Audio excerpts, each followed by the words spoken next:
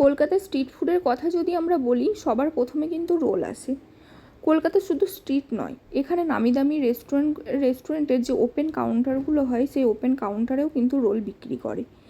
এই রোলটি হচ্ছে কাঠি রোল নামে পরিচিতি, কলকাতার সবথেকে ফেমাস কাঠি রোল। এখানে আজকে সেই রেসিপিটাই আমি দেখিয়েছি। এই কাঠি রোল করার জন্য প্রথমে আমি বনলেস চিকেনকে ছোট ছোট টুকরো করে ম্যারিনেট করেছি। টক দই, হলুদ গুঁড়ো, লঙ্কা গুঁড়ো, ধনে গুঁড়ো, জিরে গুঁড়ো, একটু গরম মশলা, লবণ স্বাদ মতন আর অল্প একটু তেল দিয়ে একে মাখিয়ে নিয়েছি।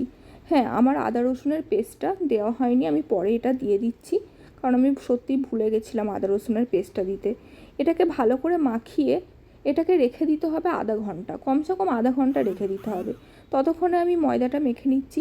ময়দাটার জন্য লাগছে হচ্ছে অল্প লবণ, যেটা স্বাদ মতন দিলেই হবে, আর তেল।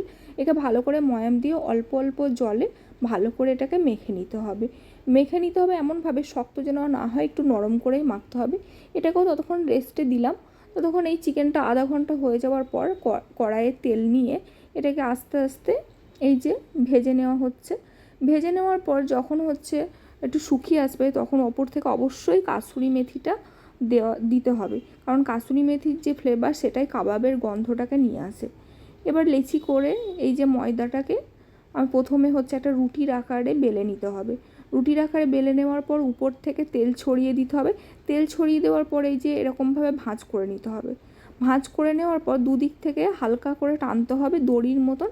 টানার পরে এরকম করে আবার গোল করে একে 2-3 মিনিট রেখে দিলেই হবে।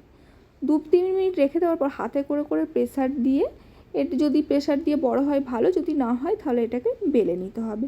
বেলে নেওয়ার পরে এবার এটা যেমন আমরা রুটি সেঁকি, সেভাবেই রুটি এপিট ওপিট হালকা করে সেঁকে নিতে হবে। সেঁকে নেওয়া হয়ে গেলে এবার একটু কড়াইতে তেল দিয়ে দিতে হবে। তেল দেওয়ার পরে হচ্ছে আবার এইটা পরোটার মতো সেঁকে নিতে হবে। এবার পরোটাটা হয়ে গেলে তার উপরে একটা ডিম ফাটিয়ে দিয়ে আবার পরোটাটা ওর সঙ্গে চিপকে দিতে হবে।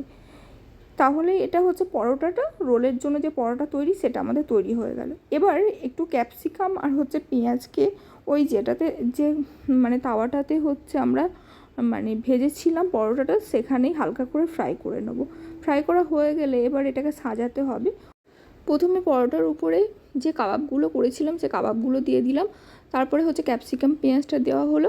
কাঁচা লঙ্কা ছোটো ছোটো করে কেটে তার উপরে হালকা করে ব্ল্যাক সল্ট আর চাট মশলা দিয়ে সস দিয়ে একে তৈরি করে এই কাগজে মুড়ে দিলেই হয়ে গেল কাঠি রোল, কলকাতার ফেমাস।